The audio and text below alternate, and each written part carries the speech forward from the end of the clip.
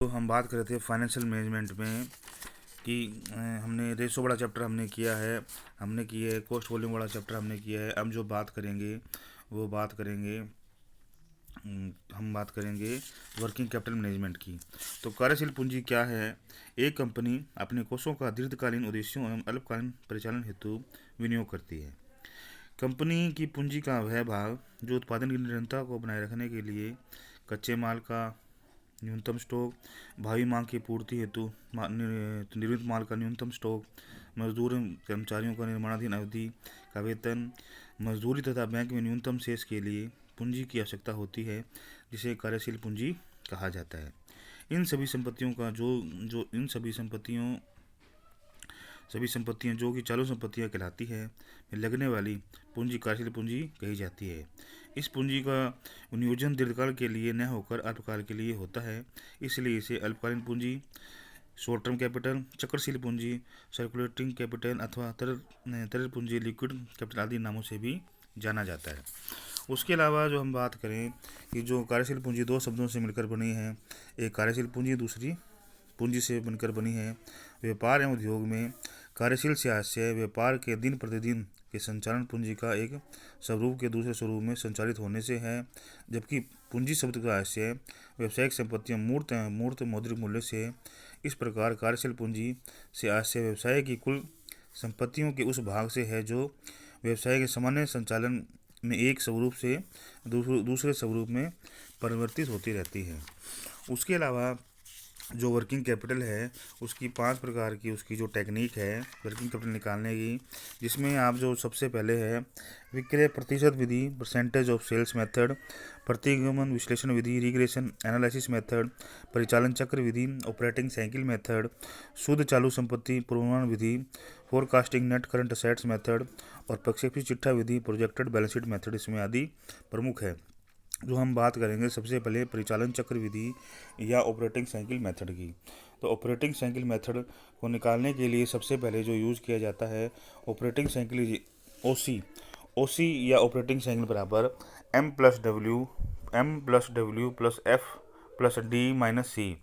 यहाँ से ओसी का मतलब परिचालन चक्र अवधि या ऑपरेटिंग साइकिल पीरियड से है, और एम का मतलब मटेरियल ऑफ स्टोरेज पीरियड से है, और डब्ल्यू का मतलब वर्क इन प्रोसेस पीरियड से है, और एफ का मतलब फिनिश गुड्स स्टोरेज पीरियड से है, डी का मतलब डेटर कलेक्शन पीरियड से है, सी का मतलब क्रेडिटर पेमेंट पीरियड से है। उसके बाद या तो हमें इनका जो पीरियड है वो जैसे मटेरियल है, वर्क इन प्रोसेस है, फिनिश गुड्स है, डेटर है, क्रेडिटर है, या पीरियड हमें निकाल के दे रखा होगा क्वेश्चन में, यह हमें निकालना पड़ेगा। अगर हमें दिन निकालने पड़े तो इस तरीके से हमें निकालना पड़ेगा। जैसे मान लो आपको रॉ मटेरियल स्टोरेज पीरियड निकालना है, तो वो निकालने के लिए तो average stock of raw material upon daily average consumption निकालना पड़ेगा, या opening stock plus closing stock भाग दो, तो average stock of raw material आ जाएगा। और डेली एवरेज कंजप्शन निकालना है तो material consumed for the year भाग देंगे 365 से, तो आपका आ जाएगा डेली एवरेज कंजप्शन। ठीक है, या फिर इस फार्मूले से निकलेगा कि average stock of raw material upon material consume during the year into 365, इस फार्मूले से निकाला जाएगा। आपको निकालना है दूसरा वर्क इन प्रोसेस पीरियड। उसको निकालने के लिए फार्मूला है average stock of work in process upon daily average production cost. ठीक है, तो आपको निकालना है average stock of work in process, तो opening stock work in process plus closing stock work in process भाग 2 से निकाल लो, या डेली एवरेज प्रोडक्शन कॉस्ट निकालना तो टोटल प्रोडक्शन कॉस्ट को भाग दो 365 से, तो इस तरीके से निकल जाएगा। या फिर यूँ कर दो average stock of work in process upon total production cost into 365 करोगे तो भी वर्क इन प्रोसेस पीरियड आपका निकल जाएगा। उसके बाद में तीसरा है वर्क, ये उसके बाद में है finish goods storage period. Finish goods storage period निकालने का जो फार्मूला है वो है average stock of finish goods upon daily average cost of goods sold, या फिर यूँ कर दो opening stock plus closing stock भाग दो upon total cost of goods sold भाग 365 कर दोगे तो आपका daily average cost of goods sold आ जाएगा। या फिर इस फार्मूला से कर दो average stock of finish goods upon total cost of goods sold into 365 करोगे तो फिनिश गुड्स स्टोरेज पीरियड आ जाएगा। उसके बाद में जब हम बात करते हैं डेटर कलेक्शन पीरियड निकालने के लिए आप average debtor plus bills receivable upon credit sales पर ईयर निकाल सकते हो, या opening debtor plus closing debtor भाग 2 कर दो, या टोटल क्रेडिट सेल्स भाग 365 कर दोगे तो भी आपका इस डेटा कलेक्शन पीरियड आ जाएगा। या फिर यूँ करो, average receivable upon total credit sales into 365 करोगे तो भी आपका डेटा कलेक्शन पीरियड आ जाएगा। इसके अलावा लास्ट है creditor payment period. Creditor payment period निकालने के लिए average creditor plus BP upon credit purchase पर डेज निकाल आ जाएगा। या फिर यूँ करो, opening stock opening creditor plus closing creditor upon total credit purchase भाग 365 करोगे तो आपका ये क्रेडिटर पेमेंट पीरियड आ जाएगा। या फिर इस फार्मूले से निकाल सकते हो, average payable upon total credit purchase into 365 करोगे तो आप निकाल सकते हो क्रेडिटर पेमेंट पीरियड। ये सब इसमें आपको निकालने के बाद, जब आपने मान लो आपने निकाल लिया, ये आपने रॉ मटेरियल स्टोरेज पीरियड निकाल लिया, आपने वर्क इन प्रोसेस पीरियड निकाल दिया, आपने फिनिश गुड्स पीरियड निकाल दिया, आपने डेटा कलेक्शन पीरियड निकाल दिया, आपने क्रेडिटर पेमेंट पीरियड निकाल दिया।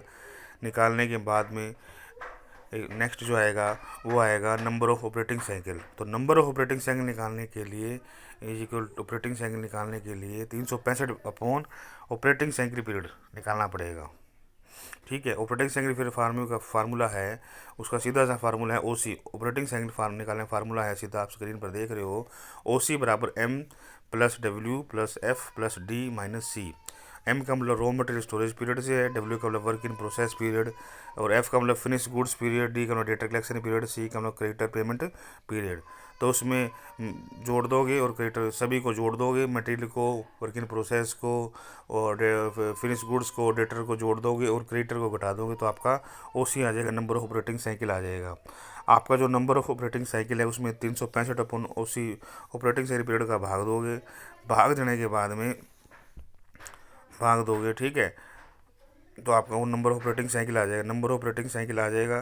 फिर उसके बाद में आपको वर्किंग कैपिटल निकालनी है, तो वर्किंग कैपिटल निकालने के लिए operating expenses upon number of operating cycle का भाग दोगे तो आपकी वर्किंग कैपिटल आ जाएगी।